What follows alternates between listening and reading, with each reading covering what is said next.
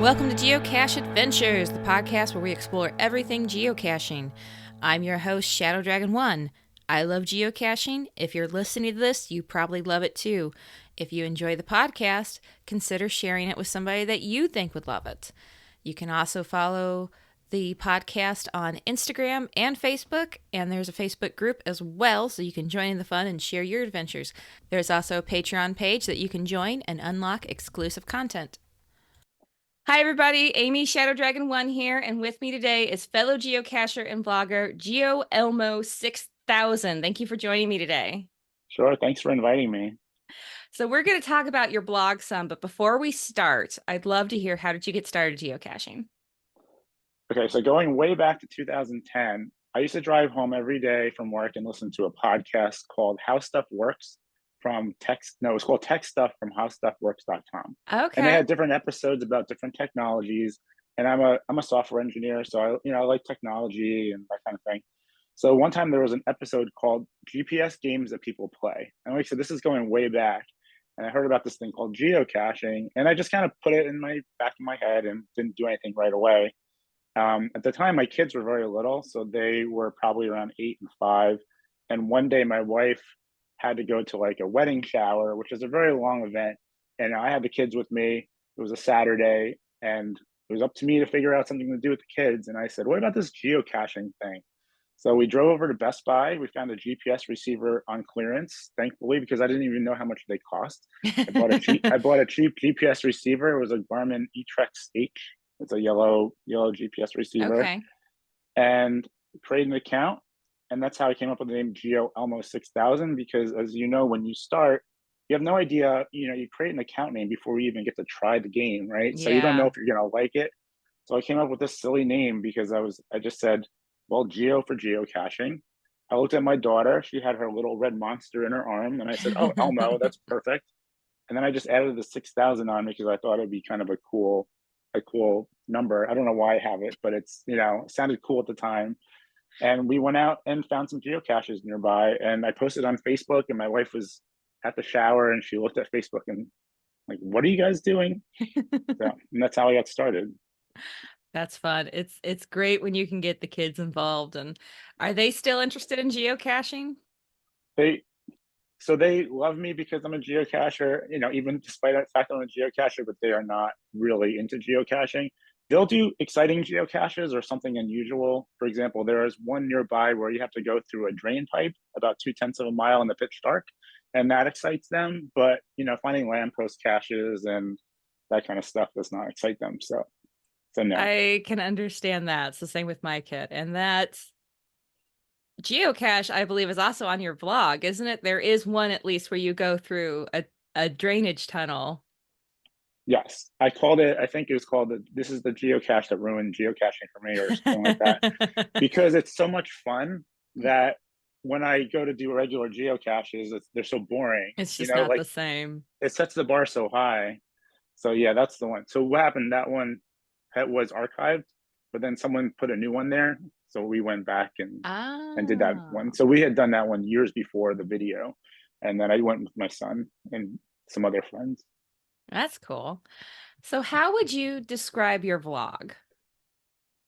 So I have a YouTube channel, so Geo Elmo Geocaching, and I call it a sandbox of just things that I want to try making. So going way back, I created my first video for the 2017 Geocaching International Film Festival. I had never made a video before. I didn't even think I could make a video, and I don't know if I want to get into this too much right now, unless you want to talk about it. But um, I just made a video hoping it would be, a good video, and it was accepted into the 2017 Film Festival, which was really cool.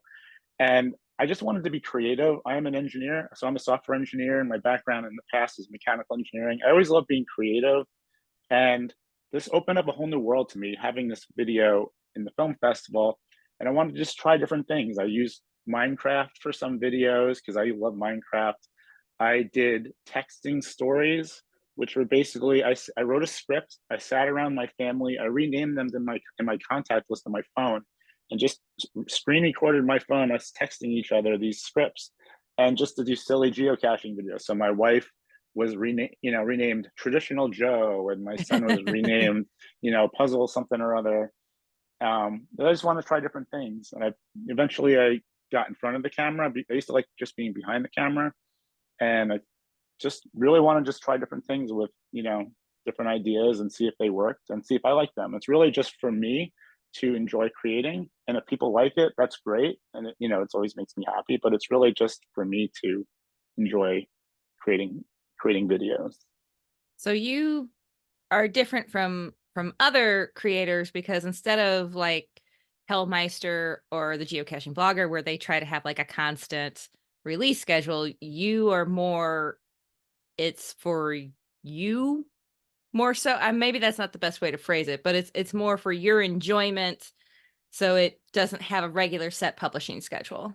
Right. So those guys are great. So they like I'm friends with Hailmeister. He's actually come out here and visited. First time he went to New York City was with me. I invited him out and we went together because I live right near New York City, just some background. So those guys are great. They have great personalities on camera. Like I said, I'm an engineer. I'm very analytical.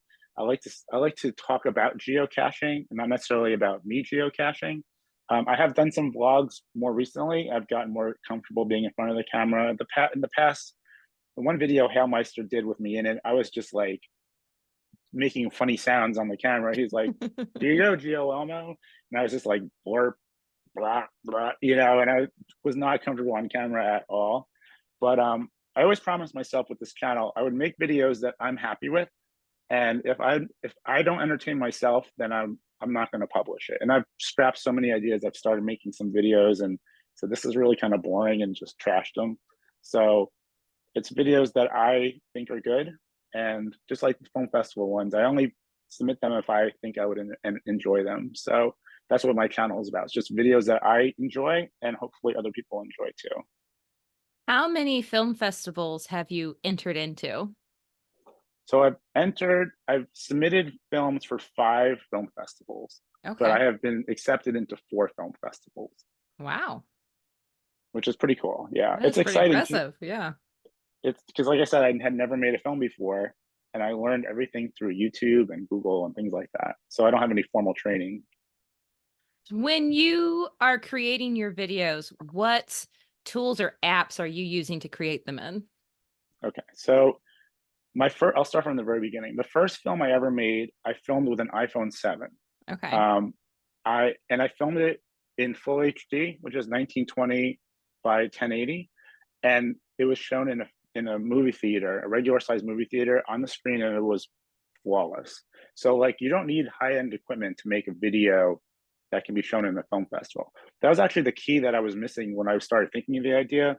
I was like, I'd love to make a film, but I don't have a camera. I don't want to spend thousands of dollars on a camera. Right. And there were 2 girls from the 2016 film festival who live in New York City. They came to my event.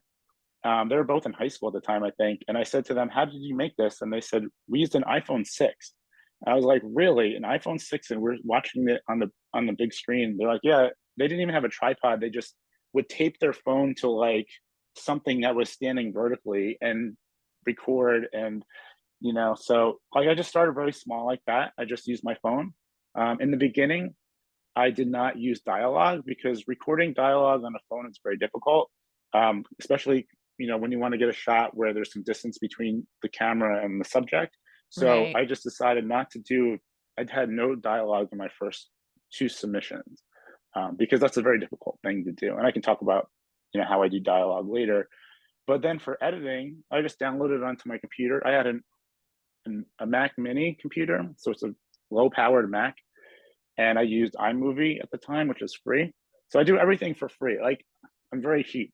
So um, and I just edited it with that. I found some free music online, put it together. There's my submission.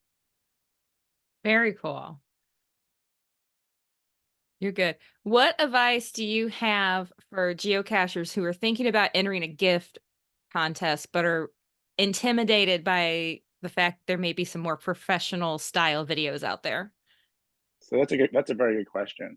So first of all, the film festival judges, they try to get a diverse amount of content. So they don't just pick the geocaching video creators that are out there. the last couple of years there have been several, but there's I think 16 or 17 videos each year, and there's probably maybe three or four. I wouldn't call it professional, but people who do this for more regularly than other people, right? Um, the biggest advice I say is make a film that's your story. So I've had people come to me and say, you should do this video. You should do a video about that. And I say, that's a great idea. That's your story though. Like make a video about something that is personally, something exciting to you, because then you'll be very excited to create it. It's very rewarding to have the idea, to have it go from an idea to seeing it on film, whether it's just on your computer or whatnot. And it's very rewarding to see the whole process of filming and editing. And when you start editing, it's a mess, and it starts getting a little nicer. And then when you add music, it makes it a little nicer. But I mean, don't be afraid to do it. And my second video did not make it, and I could have just been like, well, I'm just done. But I took the lessons that I learned, and I said, you know what, I'm gonna go out and try to make a better video next time, and I did, and it was taken my 2019. So 2018 didn't make it, and 2019 did. The other thing is, if you have like a YouTube channel, just because your film doesn't make it doesn't mean it can't be shown. So probably one of my highest watched videos is the one that didn't make it, because a lot of people saw the ones that did make it in the film festivals, but they didn't get to see the one that didn't make it, which was very good. I thought it was. I mean, I loved it. I told you I only publish content that I think is great, that I like, and it was a very good video. It was called Smile, where it was basically the smile emoji in text, like in characters. I thought I was being super creative with it. I made a video without any dialogue, but instead of the dialogue, I used emojis because I was trying to make it something that was accessible to the international community. And then I got feedback from the film people saying we had no idea what this video was about. And I Oh said, all no. right, fine. Yeah, I mean, that's fine. Like I said, I loved it. I thought it was creative. They're all from Seattle. I always thought they're the most creative people in the world out there. So I was like, they're gonna love this video. They're gonna think this is right up their alley. And they're like, no, we don't get this video. So, you can either let yourself get discouraged, or you can just learn from it. And so I went a little bit less outside the box the next year and made it. So don't be discouraged. People can still see your film even if you don't make it into the film festival. That's a very good point. There's a lot of ways to share content these days with social media and everything out there. Right. So, you have one video in particular that when I stumbled across this, I thought this is incredible. I had never seen anything like this before. And it is your Minecraft trackable video. Oh yeah. And I thought this is such a cool thing to do because obviously, if you're making a Minecraft video, you enjoy Minecraft. If you Right. don't, then I don't know why you're making it. But Right. to find ways to blend different hobbies together is really interesting to me. And I thought that was such a creative way to blend them. So can you tell us a bit about what inspired you to make this video? Sure. So there was a time when there was a trackable that was being offered online that was a virtual trackable. It was called Mary Hyde. And it was something, I think you just filled out a form online, and certain people were selected, and they gave you this virtual trackable. So there was nothing physical to it. They sent you the code, and they sent you, I don't know, the activation code or something like that. So I had this virtual trackable, and I had it for a long time. It wasn't like I just came up with this idea the next day. And I was, always like, what can I do with this thing? Some people just, made something physical and put the trackable code on it and started passing it around, which is a great idea.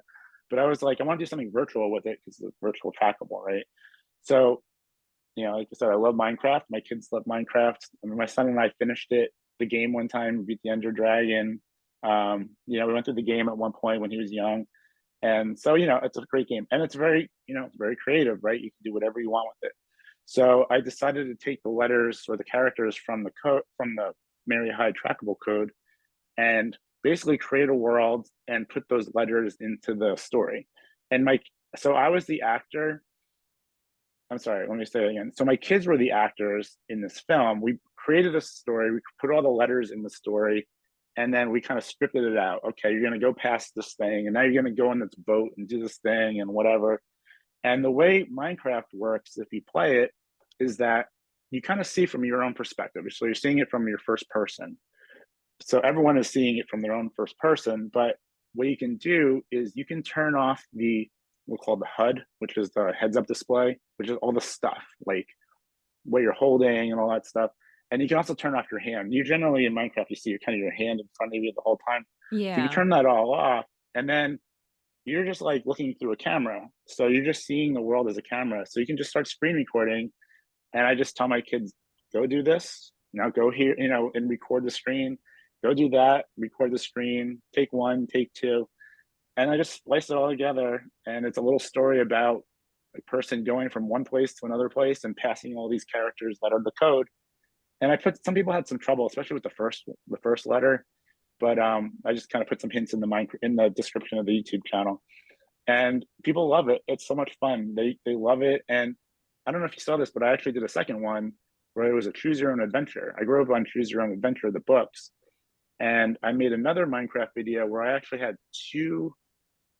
I think I had two film festival tokens, and they both started with the same letters. So I actually made a choose your own adventure where at the end of the first video you would know the first two characters, but you had to choose a path, a good path or a bad path.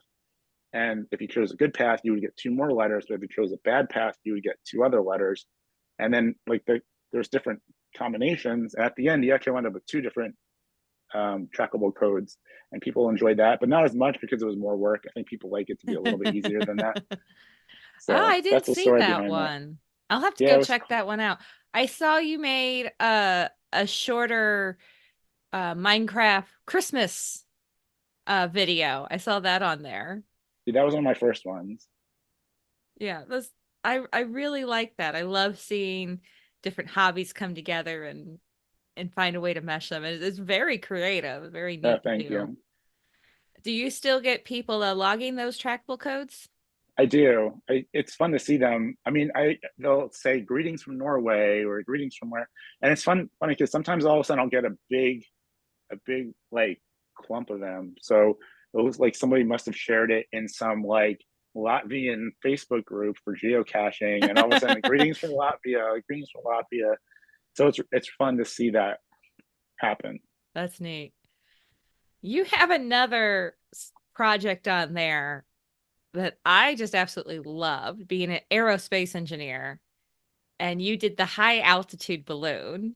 Oh, you saw that. I did see that. Can you tell us what that project was and why you chose to do that kind of project on a geocaching channel?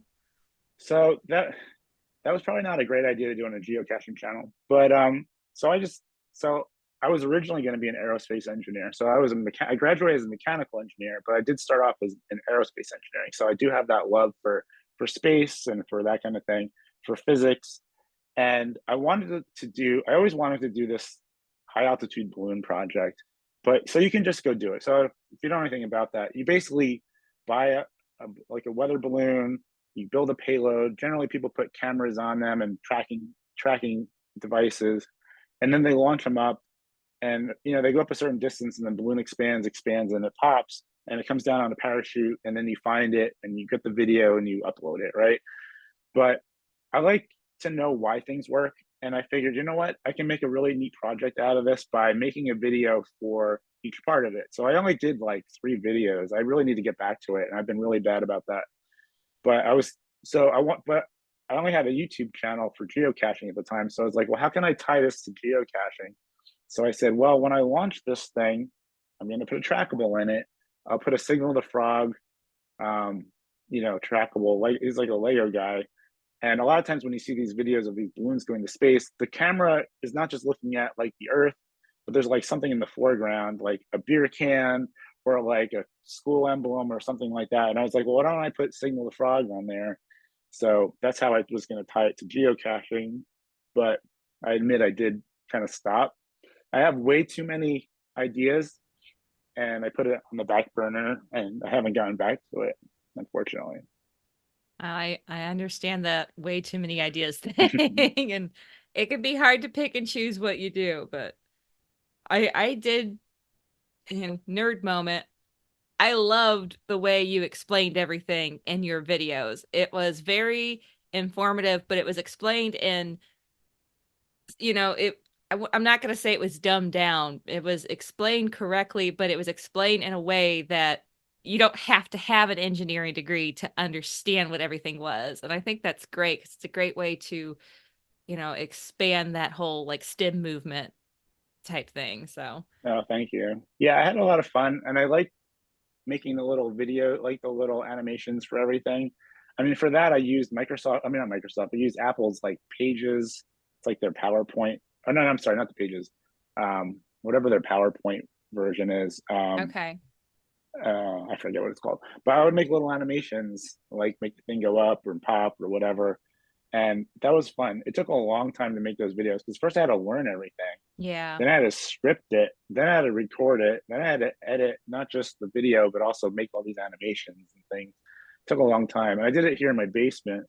And we don't have a very nice place to record. So I was just like standing by the wall and recording. And it's like, this is so boring looking. But I do eventually want to get back to it. And actually, there's a geocaching couple in New Zealand, Geo Rick. They also make videos. And they were so inspired by this project, they actually sent me one of their one of their path tags, and they said we'd love for this to be on the in the payload. So Oh, now I have cool. that. It's here, ready to go in the payload whenever I decide to actually keep going with that. I hope to see videos for that in the future because I'd love to see Oh, how thank that you. ends. Um, what is your most favorite video that you've created so far? I would say it's a very good question. I would say my last film festival video is kind of puts together geocaching for me. So geocaching, you find containers and everything like that, which is exciting, and it takes you to all new places, which is really cool. But when I made my first video, so 2017, it was called "The Travel Bug's Life." It was a very simple video, and I was very happy for the video to get selected. And then I was reading the stats about it later that year, and the stats showed that people saw this video in 53 different countries. I was like, what? Like, this is just my silly little video I made on my iPhone. Like, it's not a great video, but people watch it all over. And not everyone is like native. Like, for example, there's an event in Bahrain that was all people from like Europe who just happened to be in Bahrain, right? But it was shown there and it was shown all these different places. And I was like, this is amazing. Like the world is so big, but it's so small. Geocaching really brings us all together, right? Yeah. So I had a couple ideas with international videos kind of between when that happened and the video that I did this past film festival, which was called Found It. And I think the one that I did for this film festival is great. I got people from like 30 different countries to participate. Everyone just said found it in their language, very simple. But it showed that like we're all different. We're from different different countries, different religions, we're different ages and genders and all these different things. But we're all tied together with this game. We all find these silly boxes and write our names on them. And so to me, that's the most meaningful video that I made is the one from this past film festival. I mean, I love doing the funny ones and stuff like that, but I really love connecting with these people. And these people don't even know me. Like, so we have geocaching messenger. I would just look up people through Project GC or just going to the map and clicking around to see if someone seems to have hidden a lot of caches. And I Okay. would just send them a message in the messenger and be like, I would send it in English and then I'd use Google Translate to translate into their language. Say, Oh, hi, I'm this guy from the United States and we'll probably never meet, but I'd love to kind of include you and your country in this video. And got 30 different countries, which is really cool. that's pretty cool. Do you still talk to any of them? Message back and forth with anyone? So some more than others. There's some people who have been in several of my videos. There's a woman named Caro. Gosh, I'm gonna forget now because I'm doing this. But Caro GP, she's from Estonia. She's helped me with several of my videos. I did one during COVID. What's COVID like in your country, and how has it stopped you Mm. from geocaching, kind of thing. And she did some of my original videos also. So in 2018, going way back, when I wasn't selected for the film festival, I made a video that was actually shown as part of the geocaching blog where I kind of got people from the different countries to send videos of their events. And she was the one to send it to me from Estonia. And she's been very helpful, for example. And so she's been in several of my videos. That's cool. So you do all these videos, but you also have created your own geocoin. I have. So can you tell us about what inspired you to do that and what the process was like for you? Sure. So back in 2020, we had this little thing happen around the world called the pandemic, right? So Mm-hmm. we were all kind of stuck in our houses, and I'm a video content creator, but at the time, I only was really behind the camera. I didn't want to be on camera. I didn't feel comfortable being on camera. But I was like, well, what am I going to do? I can't make any video. I can't get people to be in videos, especially people from outside my family, because we're supposed to kind of be in bubbles and things like that. Yeah. So I decided to do some live streams. So I did 4 of them. And the second one I did was with a guy named Christian Mackey, who is a geocoin designer. He's not necessarily, I guess he creates them too, but he designs them. He designs them for himself. He designs them for other people. And I just interviewed him, and it was really neat. We talked for over an hour, and he went through the whole process. He showed me, brought up his screen of what he does. And then I, kind of filed that in my head, just like I did with geocaching way back when, right? And then the next year, I was like, I'd really like to try to make a geocoin. So I contacted him, said, how do I do this? And so there's several steps involved. Obviously, you need the idea. You need someone to design it. You can design it yourself, but I don't really have that skill. And you need someone to produce it. And then, if you want to sell them, you need, people to buy them, right? Yeah. So that's kind of like the beginning of how the process started. Okay. So can you describe your geocoin for people? Sure. So there's two sides to it. Uh, can't really see it. I know this is an audio podcast, but kind of showing it. I'll post Um, an image. okay. So there's two sides to it. So the front side is, I'll just hold it up for you, is my channel, geocaching channel logo. So Elmo geocaching, right? And actually, Christian Mackey or Chris Mackey, he came up with this idea when we were chit chatting. He came up with an idea so fast. I was like, oh, I'd love to have a YouTube logo that looks nice. So boom, he knocked this thing out in like 2 seconds. I was like, wow, you're so creative. So basically, to describe it, it's basically white, circular. The middle, it says Geo Elmo geocaching on the outside. In the middle, it's red, and instead of like a YouTube play button, it looks like a YouTube play button, but instead of the triangle, it's a camera. It's like a old style film camera. Yeah, it's a Um, neat logo. oh, you like that? Yeah, like I said, he came up with that so fast. So now because I do films, this like I'm gonna hold it up for you, but It's very I'm gonna try to thick. describe it. From the side of it, it's not like so it's a coin, it's a geocoin. I forget how thick it is. Oh, is Like that like a film canister? it's a film canister from the side. So Oh, that cool. is yeah, so he liked that idea, and it's really neat the way it worked out. So the side, it looks, it's round from the front back, and the side you can see it's like a film canister. So the edges are kind of extended on the top and the bottom, right? Yeah. The back of it, yeah, I'll have to send you a good picture of this, but the back of it is basically 5 images, and it looks like a film reel in the back. It's hard to see in this when I'm showing you, but Yeah. it's basically 5 things that I made in my different films. So the top one is the travel bug from the travel bug's life. Okay. Let me see what else. Hold on. I see the So GIF like cut yeah, the movie placard. Clacker, right? Yeah. And then there's the Signal the Frog, which is supposed to be the thing that eventually I launch into space. So now I'm feeling very guilty because I haven't really proceeded with that. There's a red GPS receiver, and that is my Geocaching Express 6000 GPS receiver. That was one of my GIF entries. Okay. And yeah, the story was all about like a GPS receiver that can open like these teleportation portals. And um, that's what that was. So that's why that was actually my old GPS receiver that was yellow and it broke, and I painted it red and they called it this thing. And then there's also like a globe, which has to do with all the different international things that I've done. So, but like I said, I sent some pictures to Christian or Chris, and like seriously, within an hour, he sent back the design of the back. I was like, how did you do that? Like, I never in a million years would have come up with something this nice. Mine would Wow. have been, I'm an engineer, would have been just, I don't know, everything spaced out evenly and just boring. But he's got that artistic design in his head. He has an artistic eye for just seeing things like that. It's Oh, and very also, so cool. another thing about it is I did 3 styles. So the one is just plain regular white. Mm-hmm. The second one is glitter. So kind of show you Oh, here, but this okay. one is glitter, and then the third one is glow in the dark. It's hard to, I don't know if you'll be able to see it, but anyway, the third one is it's a little bit. It looks white from the front, but it's really kind of an off white, and it's hard to see it, but it's on my video that I made about the whole process. But yeah, it was really neat, and like, I don't know if you want me to get into this or not, but like, I did this all through Kickstarter Okay. because geocoins are very expensive to Yeah. create.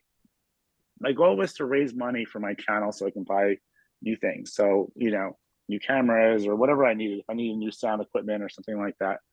So I wanted to make these to sell. But the problem is if you go spend thousands of dollars on these things and no one wants them, then you're just in the hole with thousands of dollars of geocoins that no one wants, right? Yeah. So Kickstarter is really cool because what you do is it's like Kickstarter is used to create new product lines and games and books and things like that. And what you do is you kind of show an idea and people, they pledge money to help this thing come along, and then you give them rewards. So in my case, my reward was the geocoin. So I said, if you pledge $12 to this, you'll get a regular geocoin. But if you pledge $15, you'll get the glitter one. And if you pledge 18, you'll get glow in the dark one, right? Okay. And I said, if you want two of them, pledge this much, you get two of them, all these different packages, right? And people pledged all this money, which was really cool. So I had an initial goal of producing 200 of them. And I wound up producing about 250. I have some Oh. extra here that I haven't gotten rid of, and I give them away more now than try to sell them. But um, it was really neat because with Kickstarter, like you're kind of protecting your investment. So like the way Kickstarter works is that if you don't hit your monetary goal, Mm-hmm. all the money goes back to like basically it gets shut down. Like you're not on the hook to produce anything if you don't hit your goal. So if I said I want to raise $2,000 to produce these, and I raised $1,900, I'm not going to be $100 short, and I have to pay it with my own money. It's either I hit it or I don't hit it. And if I hit it, if I'm smart enough, I would have actually estimated the right amount of money, and then I would have been able to like buy these things without going into without having to spend my own money, right? So I like Kickstarter for that kind of thing. I know other people like Cash the Line. He used Indiegogo. He did something similar. Some other people did the same thing. There's a couple in the West Coast called Supernauts. They did something. They actually were inspired by my idea, and they did a Kickstarter also for their own coin. So it's kind of like I said, it's a way to protect your own investment. I mean, I spent some of the money with Christian Mackey. I paid him to do some of the design without, that wasn't part of the Kickstarter money. But before I went and produced all these coins, I knew I had the money already to do that. So it wasn't like and I used oak coins. They're based in Utah and they're very good. Oh, okay. Okay. So, how long does it take once you have the funding and you place the order? Because I imagine they have to make some sort of die to create these with, or Yeah, so tooling. that's part of it is they'll create I mean, it takes months. So, it's not, I think it was, I don't know, I'm trying to remember. I don't remember the dates now, but I would say a few months at least. So they create the dies, they send you samples. You may not like the samples, so you might have to go back and fix things. So you don't want to, and you might have to pay for something like there's like an initial cost of like paying for the dies and getting some samples. That's kind of included when you create the dies, right? But Okay. like if you keep going back and forth with them, they're going to be like, listen, you got to pay us a little bit more money to keep creating these things, right? They're actually produced in like China or Hong Kong or someplace. So then they have to like be shipped over from there to oak Mm, coins. Oak coins, in my case, it was oak coins. They have to inspect them and then send them to me. So there's a lot of time. I think they come over on container ships, so it's not like they're just mailing them from China. Like right. it's a long process, but once you like them, I mean, they look fabulous. So it was great. I remember I think I made a video when I got them. I got 3 boxes, one for each of the different types. I was so excited to open them. It was so cool to, open this and see. I mean, I forget how many I produced a each, but like over 100 of the regular ones. And, it's opening it up and seeing them all in there. It's so cool. And they all have different tracking numbers. So that's part of the process too, is you have to get geocaching headquarters to approve the design, because they won't let you buy tracking numbers unless they approve it. So I can't go and put geocaching is terrible on a geocoin and then say, hey, I want tracking numbers, and they'll be like, no, you're not doing that. Right. So that's part of the whole process too. And Oak Coins, in my case, they work directly with headquarters to get the tracking numbers. So Oh, okay. I'm not the middleman for that. They do it themselves. Oh, that's nice. Yeah. One less thing to have to try to organize with all that. Wow. Yeah. I made a video. One of my videos is how to basically all the steps that I took to create the coin. So if anyone's ever interested in that, that's on my YouTube channel. So I put it all out there. If you guys want to know anything from idea to, all the stuff we just talked about, it's all in one of my videos. Is there anything else you want to tell us about your channel or video creation before we get to the cache highlights? Um, Cash. I mean, I just love making videos, and if you have ideas, like if you want to just make videos, don't like. It's very tough to get started, um, because you start off with 0 subscribers, right? You're like, Yeah. all right, I made a video and no one's watching it. And I remember my very first subscriber was See My Shell. Oh, So really? the Aussie geocacher See My Shell, Mm-hmm. because my first film on my channel was my first film festival entry, and I think he wasn't in that year, but he was in the previous year. He had done a video. He wasn't actually even in it, but I like messaged him and I was like, "Hey, my film was in this year. Yours was in last year. You helped inspire me, blah blah blah." And I got the number one pop up. Boom, with 1 subscriber. I was like, "Yes," and it was him. And it showed, I got an email saying, "Yeah, see geocacher, see my show, subscribe account." I was so excited. Like I got one right. So I'm up to like 699 now, which is pretty cool. And I don't even make videos that much, which is pretty impressive that I keep getting subscribers. But like just go for it, make videos, and um, that's just my recommendation to people is like, you know, share your story. Everything I talk about is like, what is your story? If you're gonna make a film festival entry, what's your story? What's not my I don't want it to be my story. I want it to be your story, right? If you make videos, what do you want to get across? Do you want to share your experiences of finding geocaches? Do you want to be like me and really talk about geocaching and not really as much about me geocaching? But just go for it and get in the community and comment on people's videos, and they'll notice you and say, "Hey, I just made a video," blah blah blah. There's forums for different geocaching content creators and stuff. So yeah, it's fun. It's very rewarding when people like your stuff. People give you the thumbs down. You can't see that for the people who only you can see who dislikes your videos. And I mean, I get Okay. dislikes, and I'm just like, what? This is an awesome video. What are you doing? But you just can't let that stuff bother you. Yeah, for sure. So you have two cache highlights for us, and you have one that you have hidden and one that you have found. And which one would you like to start with? We can talk about the one I hid if you want first. Okay, great. So why don't you give us the GC code and tell us about this one? I believe this is the Ridgewood Public Library cache. Yes. So the code is GC7E-DCM. So it's called the Ridgewood Public Library. And actually, Hailmeister made a video about it because it was his first geocaching find in New Jersey. So everyone loves public library caches, right? I mean, they're just fun. I'm probably going to spoil my own cache with this, but I just want to kind of share the idea. I love being creative, but I have to say, so I approached this library that's near me. It's a very big library, so I like this library in particular. It's like very old and kind of nice architecture, and I want to do something with them. So I just went in there and I said, I'd like to do this geocaching thing with you. And I had an idea of the fake book kind of thing, right? Just like Yeah. most people do. And I talked to these two women, two librarians, and I said, tell them the idea what geocaching is. And they came up with the cache container, and it was something I never would have even thought of. And I was like, wow, you guys aren't even geocachers, and you have a much better idea than I ever would have come up with. So originally, the cache was a magnetic key holder. They have to be puzzle. They can't be traditional caches. You can't have like Right. an indoor cache be traditional, right? So I had to have an outdoor part of it. So I took a magnetic key holder and I put a little puzzle inside of it. I don't know. Do you want me to talk about like what the puzzle is? I mean, do you care if I spoil it? Because it's That is up to you on how much you want to give. It's your cache, so I'll leave okay. that up to So it's you. fine. I don't mind spoiling it. So what I did was the puzzle itself there are 6 lines, and it's just a bunch of numbers, like just 6 lines of numbers, right? And it has to do with books. And what it is just ISBN numbers, right? So Okay. each line is an ISBN. So if you just go on Google and type it in, um, it's a number, and then it comes up with some like a title, right? So if you put all the different titles together, it tells you where in the library to find the book. So it's like Okay. instructions, and you need to try to find all 6. I try to make it the most generic. The first one is like in the library, right? So like if you just did the first one, you're not going to go rushing inside because it's a big library, right?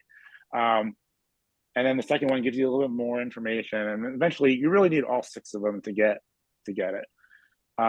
So you go inside the library and you follow the steps, and it is inside the card catalog, which younger people might have probably never used. But they said, listen, we have these 2 or 3 old card catalogs kind of scattered around the library. Why don't you take a drawer and that'll be your geocache? And I was like, what? I never even would have thought of that idea. So I basically took the card catalog drawer out, took all the cards out. They don't use them anymore. Yeah. And the inside of the card catalog is the geocache. So I actually bought index cards. They're a little bit too wide for the card catalog, so I had to go and, of course, like slice them all a little bit. Mm. But I punched holes in them like the old card catalogs did, and I took the little rod out and slid all the different index cards in, and that's the logbook is Oh, like index cards, wow. like yeah. So it's a lot of fun, and it's big enough where people can leave trackables. It's unique enough, like hidden in plain sight, right? So you walk Yeah. past this card catalog, no one's going in the card catalog and like looking for stuff, right? Because we don't do that anymore. Yeah, no Um, kidding. right. And in the front, generally the card catalog would have like kind of the letters that are you would find inside the row of index cards. So I just put G hyphen EO or something like that, like for Geo or something like that. Yeah. So when you see it, you can see, oh, that's Geo for Geocache or something like that. You slide it out, and it's like a whole drawer. It's probably 2 feet long, and it's a lot of space for trackables and stuff like that. That is really cool. And that was not my idea. I love that cache, but that was the librarian's idea. They are not geocachers, and they came up with that idea. I was like, you guys are brilliant. I love this. So, I you love know, that. I love that they were thanks. so involved with that. That's so Yeah, it was cool. cool because you want to get permission for something like that, right? You can't really just Absolutely. go and take a book and stuff like that. Oh, now I want to come up and do that geocache. Yeah, come over. I'll take you around New York City, and you can see all in this area, and you can get all the good geocaches. Oh, that's a far drive from Missouri. Yeah. Well, I'm always here, so but yeah, that's a good one, and I'm gonna keep that one forever. I mean, that's a great geocache. That's really cool. I'd actually feel bad like archiving it because I'm like, like they'll actually once in a while check, be like, hey, guess what? We checked on it. There's some new activity, like they're excited about it too, even though they don't geocache. So I That get is updates from the cool. librarians. And the fact that they still had card, wow, card Yeah, I mean, catalogs as at a this kid, point. I'm old enough to have used card catalogs. Yeah, I I can don't we don't remember have to talk using about how them old I too. am, Yeah. I but remember yeah, using card catalogs and I can't tell you the last time I used a card catalog. It's been so long, but I, that is a neat kind of repurpose of something. And it's actually kind of, when you think about it, potentially you're exposing some younger generation to this sort of historical technology because let's face it, that's what it was. It was the technology that we had for organizing books right, and finding them.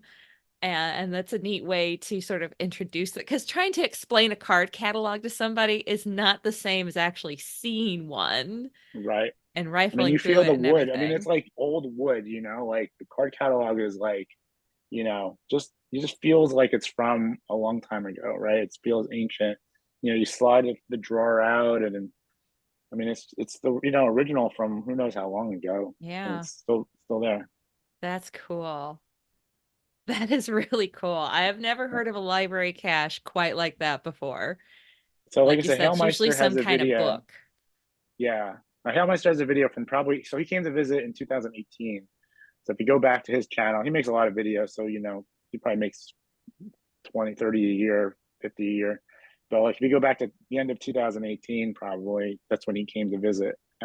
He has the video about it. It's like his first cache in New Jersey, so that was mine. I'll have to see if I can find that because that sounds really neat. I'd love to see Oh, it. cool. So the other one is one that you have found, and I have heard of this one, and it is quite the undertaking to complete it. It is. This may be the world's longest multi-cache. It's amazing. So you want me to talk about it a little bit? Yeah, so this is the So I have this to is scroll back GC up. 17MX1, which is called the Bridges and Arches of Central Park. It's a And very this famous geocache. It is a 32, I guess technically it's a 33 stage multi-cache. that's If you've ever been crazy. to New York City, Central Park is definitely a highlight of of New York City. This takes you all like literally all over Central Park, and generally, so the way Central Park is kind of set up is so 60th Street is the bottom of it. 60th Street is like close to like it's kind of where FAO Schwartz was, and Fifth Avenue kind of runs into it there. And so it's kind of the busy part of Manhattan down there, Midtown Manhattan and the shopping and everything. So the kind of the southern, the bottom part of Central Park is kind of well manicured lawns and baseball fields and the carousels down there. And it's kind of the stuff that people know from, oh, if you ever watched the movie Enchanted with Mm-hmm. Amy Adams, there's a scene where she's singing a song through Central Park, and it's all down there, right? The Bow Bridge and the rowing the rowboats and all that stuff. But the northern part of Central Park is kind of goes. I mean, it's like untouched from not really untouched, but pretty much untouched from, you know, like pre Manhattan, right? I mean, that's basically they left this. Actually, I don't really know the history of all of that, but like the northern part of it was really undeveloped, and so you get to see the old and the new. And the way the Okay. person set this up, trying to blank on the CEO, but excuse me, sorry. The CEO is Addison BR, I believe his name is, and he set up these 32 caches, and it kind of starts in the northwestern part. So Central Park goes from 60th Street on the bottom to 110th Street on the top. 110th Street is like Harlem. So you basically start in the corner, the northwest part, which is the corner of where Harlem is. And you kind of go from station, like waypoint A to B to C to D. Eventually you get past Z because there's 32 stages, and you get to A, B, B. I forget how many past that, but I guess there's 6 past that. So FF, and it takes you kind of zigzagging back and forth as you starting from the top and going down to the bottom of the city. Each Every stage is either a bridge or arch of Central Park for the name. They'll ask you to do a certain thing like count the number of these or do whatever, or look at this whatever, this plaque or whatever. And there's always a backup, because if you go through 32 stages and you mess up one number, like you're in a lot of trouble. Like you don't want to Yeah. figure that one out, because at the end there's a giant math problem with 32 numbers that are involved.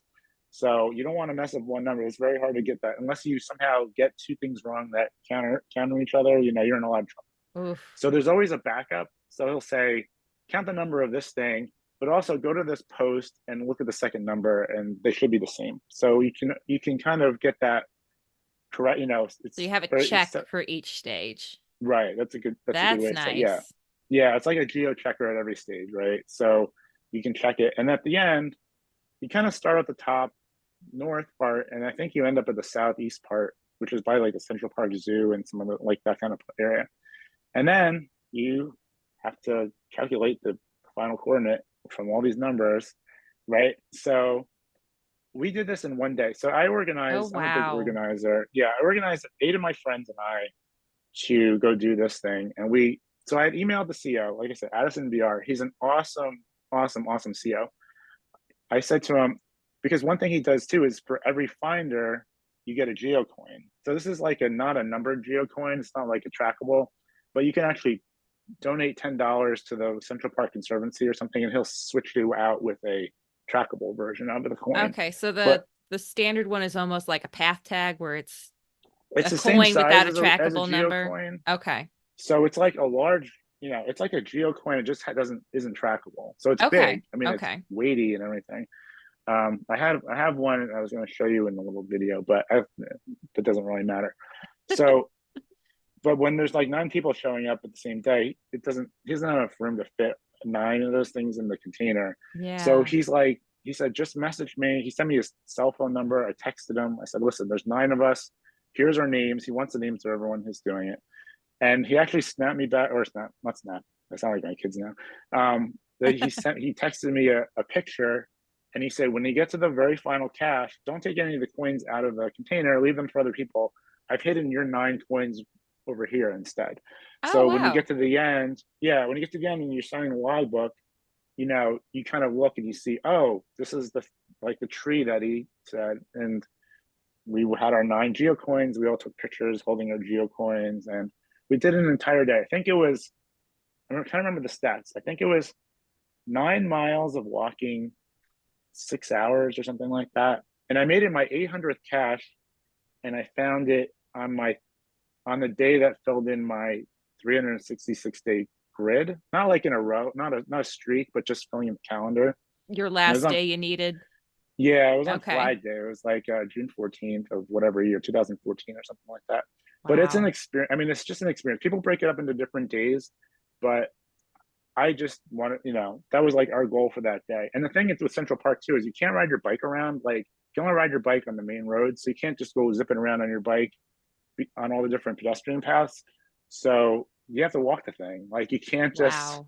yeah. So you're walking this. You're not just riding around between stages. And the other thing too is that he gave us ahead of time. He said the general location of the final is this part of the park. So we drove in. I live in New Jersey. We drove over the bridge. We parked kind of near where the final was, but we didn't know exactly where it was because he was trying to be nice, right? Like after you're done doing this giant hike, you don't want to then have You to don't go want to all the have way to back hike back across. to the car. Yeah, right. So he was nice. He told us kind of where to go, park near this area, and we did, it. And at the end, we were exhausted. I bet. My Yeah, gosh. yeah. We bought hot dogs in the park. I think we used the restroom at the Metropolitan Museum of Art or someplace. I don't know, some museum that was right nearby. We're like, are there free bathrooms in there? Let's go in. So That is quite the undertaking, especially to do it all in one day. I mean, just yeah, to do it at all, 32 points for a single geocache right. is a And then the big lot. math problem, right? Yeah. So those two caches ruined geocaching for me. So the Bridges and Arches of Central Park, and the other one, the one I was talking about earlier in this podcast, was called The Abyss, and that's the one I made the video about. The tunnel one. Yeah, the tunnel one. They're Or the just so fun that like my numbers dropped. Like I was finding over 100 a year, and like after that, I think I find like 50 a year now. So like I still big into geocaching in the community, but I don't actually find a lot of numbers. To me, it's more about the experience of geocaching. So you know, not necessarily every lamppost has to be found by me, but right. something that's memorable, or even if it could be a lamppost cache, but it's in a new state, right? Like at least I Yeah. accomplished something with that lamppost or something like that. Yeah, I like those lamppost ones for when I need something quick to grab a souvenir or something, because I do love those souvenirs. And like you said, if you're trying to get the different states and you're Right, traveling, that's a great way to get one is if it's a quick park and grab like that. right. Yeah. But wow, 32. I have never heard of a larger multi-cache than this one. I don't know if there's one out there or not, but this is the largest multi-cache I have ever heard of.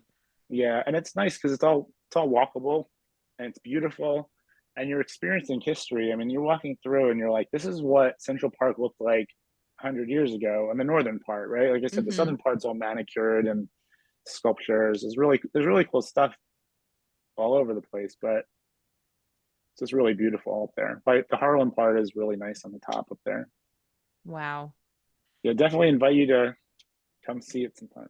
It's Oh, a I great don't know if cache. I'm going to undertake that one. I think it's much past a 3 on a multi-cache. I'm kind of out. They're not quite my Okay. thing, but I know people that just absolutely love them, and the more stops for the multi-cache, the better. But I'm just like, yeah, it's just not quite my cup of tea, but Right. And that only gives you one find. So in the state, this is yeah. before Adventure Labs, right? So nowadays you can go sit at a rest stop and collect literally 500 Adventure Labs by just, sitting out in a park and, a park and ride, and someone just set up like in New Jersey, we have a couple of those where I think literally you can get, over 100 adventure lab is just from sitting in your car and whatever. This is you're walking, what did I say? 6 miles, 9 hours for one find. It's all for one find, right? So that's what I mean. Like it was like the quality of the experience is Yeah. just so high. I mean, it sounds amazing, but I'm just like, that's a lot. Like it sounds overwhelming. It is. It's a lot. It is a lot, but it's definitely worth it. I think that would be one that if I lived in the area, I could do over the course of a few days, a few weeks, and do a little at a time. I don't think I would be quite gumptious enough to go and do the whole thing in one day.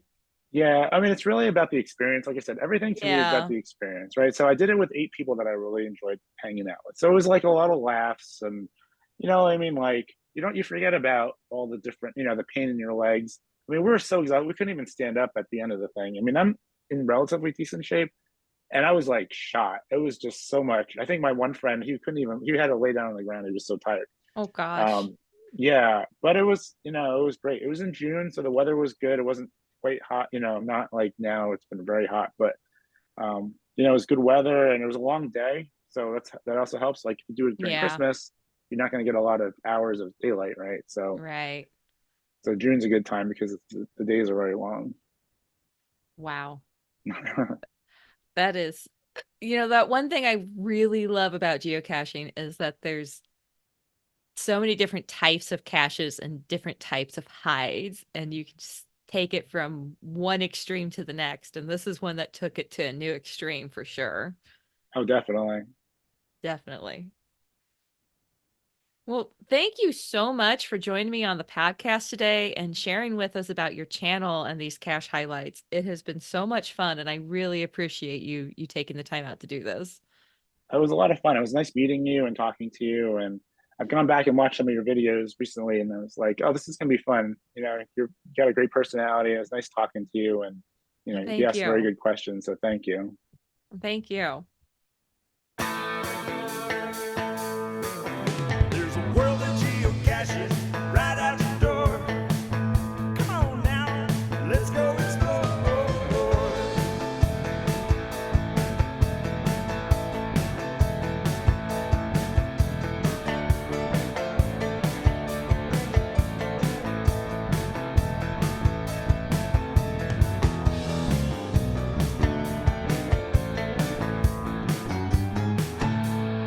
Welcome to Geocache Adventures, the podcast where we explore everything geocaching. I'm your host, Shadow Dragon 1. I love geocaching. If you're listening to this, you probably love it too. If you enjoy the podcast, consider sharing it with somebody that you think would love it. You can also follow the podcast on Instagram and Facebook, and there's a Facebook group as well, so you can join in the fun and share your adventures. There's also a Patreon page that you can join and unlock exclusive content.